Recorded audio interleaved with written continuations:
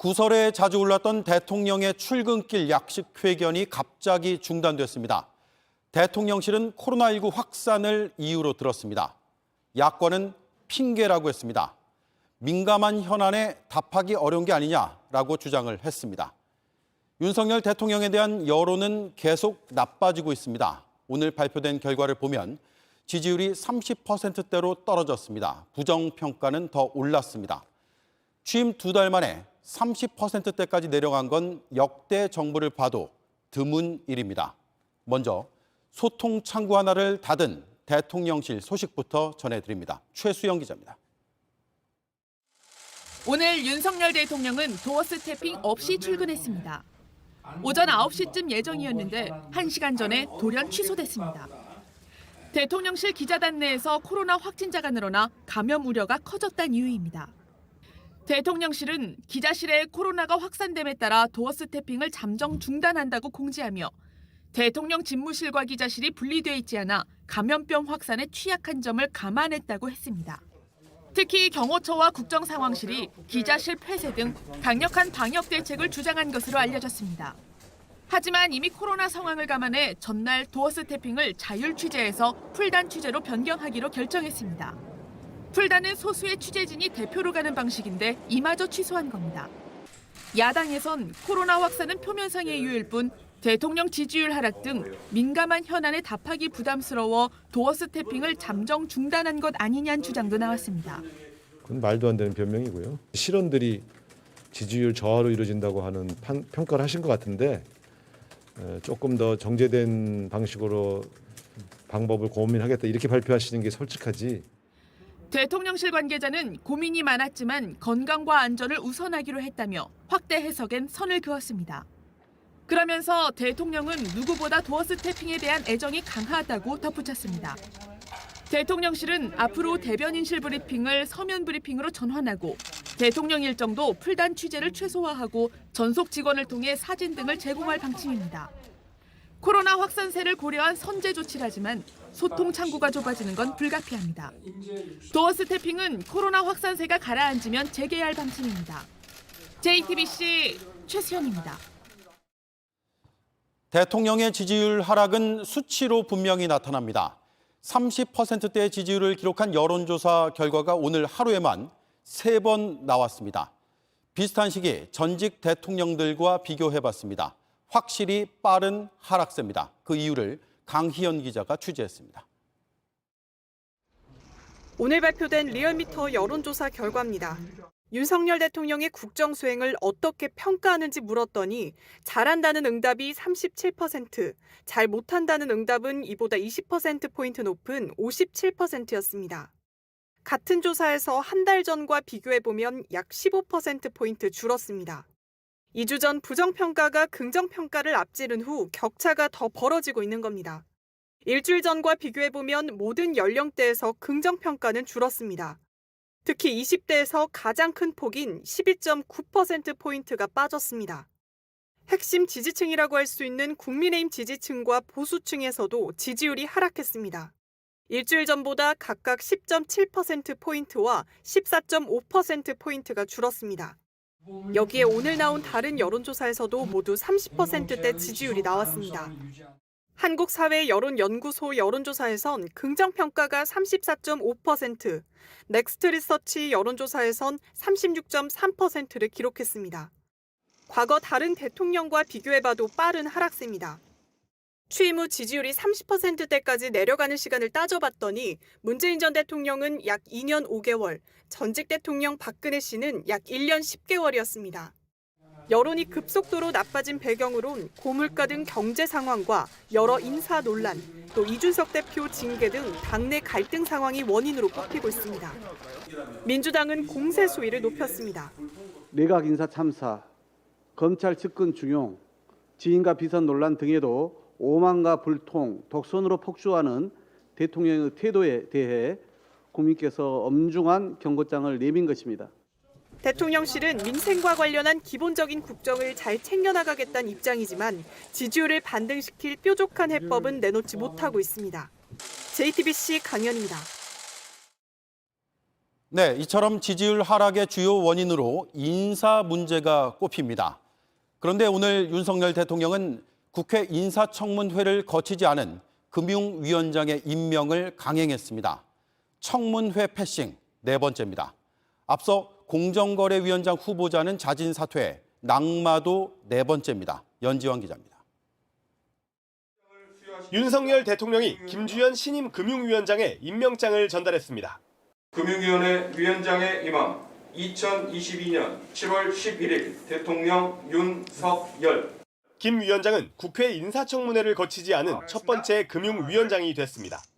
김 위원장은 지난 6월 지명됐습니다. 하지만 국회 원구성이 지연되며 청문회가 미뤄졌고 윤 대통령은 인사청문 기한이 경과됐다며 임명을 강행한 겁니다. 이번 정부 들어 청문회 없이 임명된 고위직은 김창기 국세청장과 박순애 사회부총리, 김승겸 합참의장을 비롯해 모두 4명이 됐습니다. 대통령실은 챙겨야 할 민생 현안이 많은 지금 같은 경제 상황 속에서 더 이상 자리를 비워둘 수 없다고 설명했습니다. 과거 제자들에게 성희롱 발언을 해 논란이 된 송홍열 공정거래위원장 후보자는 전날 자진 사퇴했습니다. 새 정부 들어 장관급 인사가 낙마한 것 역시 네 번째입니다. 특히 송 후보자는 법무부 인사정보관리단이 설치된 뒤 처음 검증한 고위공직자였지만 자질 논란을 피해가지 못했습니다. 더불어민주당은 인사참사를 사죄하고 인사 시스템을 전면 재정비하라고 촉구했습니다. 국회 패싱은 국민 패싱입니다. 독선 폭주에 대한 국민의 경고는 아랑곳하지 않았습니다. 강한 유감을 표명합니다. 민주당은 국민의힘이 의도적으로 원구성을 지연시키고 있다며 야당 단독으로라도 인사청문특위를 구성하겠다고 했습니다. JTBC 연지환입니다. 네, 대통령실 취재하고 있는 김태형 기자가 나와 있습니다. 대통령의 약식 회견, 처음에는 신선하다 이런 반응들도 있었죠. 그렇습니다. 아침 출근길에 기자들과 소통하는 형식, 여기에 대해서 신선하다 못해 파격적이라는 반응도 있었습니다.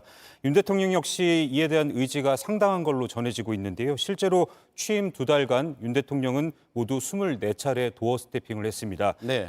공휴일과 주말, 외부 일정을 제외하면 거의 매일 해왔던 거나 다름없습니다. 네, 잠정 중단의 이유로 코로나19 확산을 들었습니다. 하지만 지지율이 떨어지고 있습니다. 예. 그래서 여러 해석들이 나오고 있죠.